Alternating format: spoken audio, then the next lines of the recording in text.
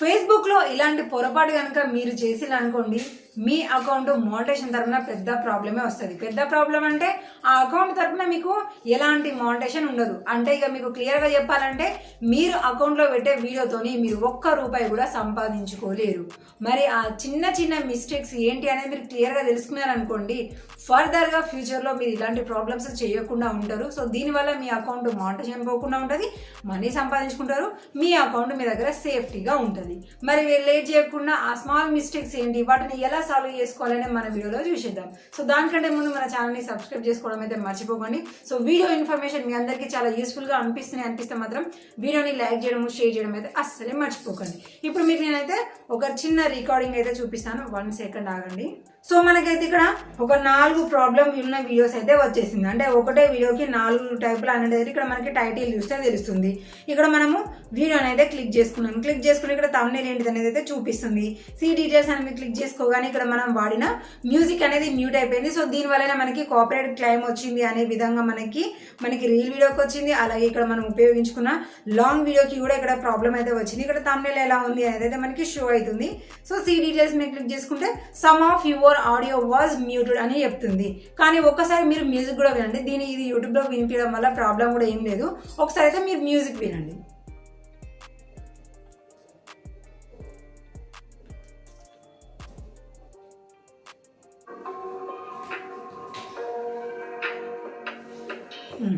విన్నారు కదా. సో ఈ మ్యూజిక్ గాను మనకి కాపీరైట్ క్లెయిమ్ అనేది వచ్చేసి మన వీడియో అనేది మ్యూట్ అయిపోయింది. కానీ అసలు క్లియర్ ఇన్ఫర్మేషన్ చెప్పాలంటే ఇది ఫేస్బుక్లో నుంచి వెళ్ళి నో కాపీరైట్ మ్యూజిక్ నుంచి వెళ్ళి, అంటే ఆడియో లైబ్రరీ ఉంటుంది కదా, అవన్నీ కూడా మనకి నో కాపీరైటే కదా.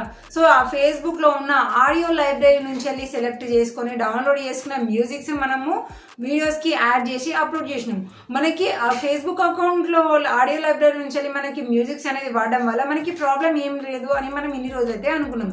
కానీ కొన్ని మ్యూజిక్స్కి మనకి ఇలాగా కాపీరైట్ క్లెయిమ్స్ అనేది వస్తున్నాయి. మరి ఎందుకు అలా వస్తున్నాయి? మనం వేరే సోషల్ మీడియా నుంచి అయితే డౌన్లోడ్ చేయలేదు కదా, మనం ఫేస్బుక్ ఆడియో లైబ్రరీ నుంచి వెళ్ళి మాత్రమే చేసాము. అక్కడ మనకి లైసెన్స్డ్ మ్యూజిక్ అని కూడా ఉంటుంది.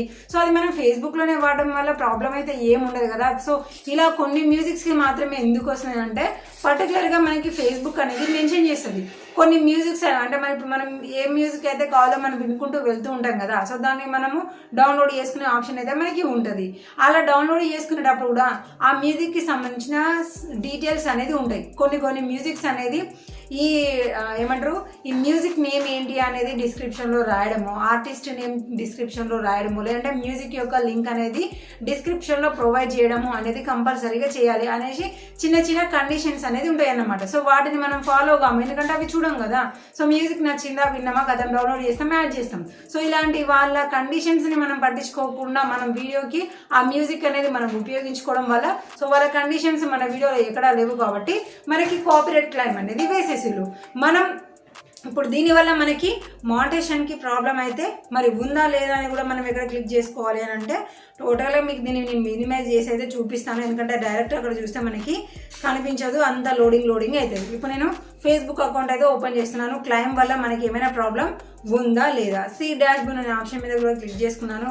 క్లిక్ చేసుకున్న తర్వాత ఇక్కడ ఓకే మానిటైజేషన్ అనే ఆప్షన్ దగ్గరికి కూడా వచ్చేసిన తర్వాత ఇక్కడ నాకు స్టార్ ఉంది, ఇన్స్ట్రీమ్ యాడ్ ఉంది, ads and reels bonus program అయితే మనకి ఇంకా రాలేదు.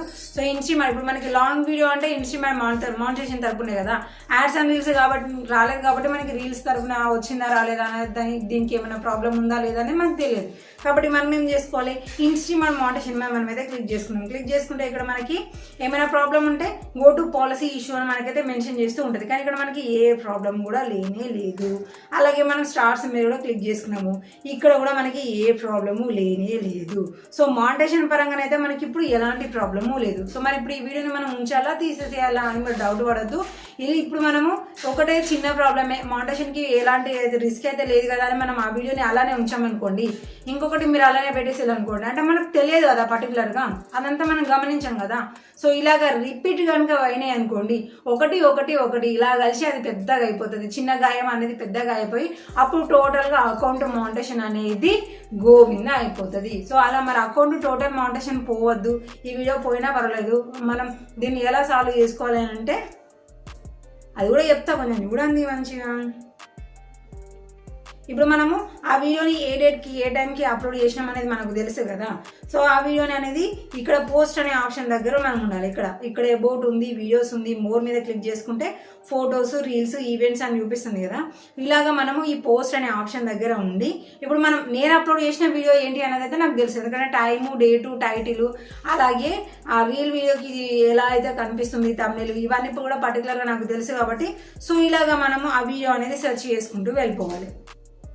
ఇక ఇక్కడనైతే కనిపిస్తుంది వీడియోస్ దగ్గర, ఇది February 9th అప్లోడ్ చేసిన వీడియో.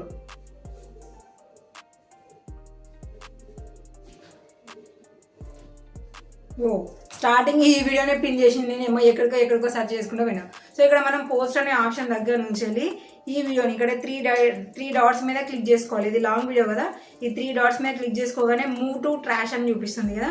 మూవ్ టు ట్రాష్ అనాలి, మూవ్ అని క్లిక్ చేసుకోవాలి. క్లిక్ చేసుకున్న తర్వాత గో టు ట్రాష్ అని ఉంటుంది, దాని మీద క్లిక్ చేసుకోవాలి.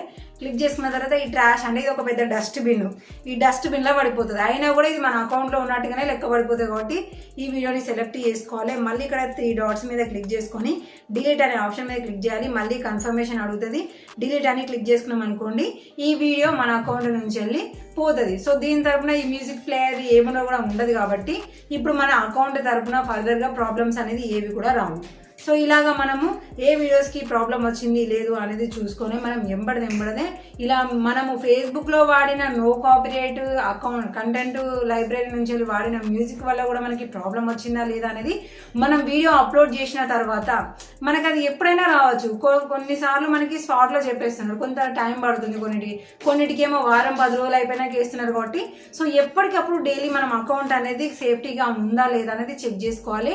దాని తర్వాతనే మనము ఎలాంటి రిస్క్ అనేది లేకుండా పర్టికులర్గా ఏ వీడియోకి మనకు ప్రాబ్లం వచ్చింది అనేది డైలీ చెకింగ్లో మీరు ఉన్నారు అని అంటే ఆటోమేటిక్గా మీకు అయితే తెలిసిపోతుంది. మరి ఇప్పుడు ఇక్కడ వీడియో ఉన్నదా లేదా అంటే లేదు, పోయింది. సో ఇలాగా మీరు ప్రాబ్లం అనేది సాల్వ్ చేసుకోవచ్చు. కాబట్టి వీడియో మీరు ఫేస్బుక్లో నుంచి మ్యూజిక్ డౌన్లోడ్ చేసుకున్నారు అంటే దానికి సంబంధించిన కండిషన్స్ ఏమైనా ఉన్నాయా లేవా అని చూసుకొని ఆ కండిషన్స్ని ఫాలో అవుతూ మీరు మ్యూజిక్స్ అనేది ఉపయోగించుకున్నారు అంటే మనకి సూపర్ మ్యూజిక్స్ అనేది ఫేస్బుక్లో ఉన్నాయి. కాకపోతే కొంచెం శ్రమ పడాలి, ఆ మ్యూజిక్స్ విని డౌన్లోడ్ చేసుకోవడానికి టైం అయితే పడుతుంది.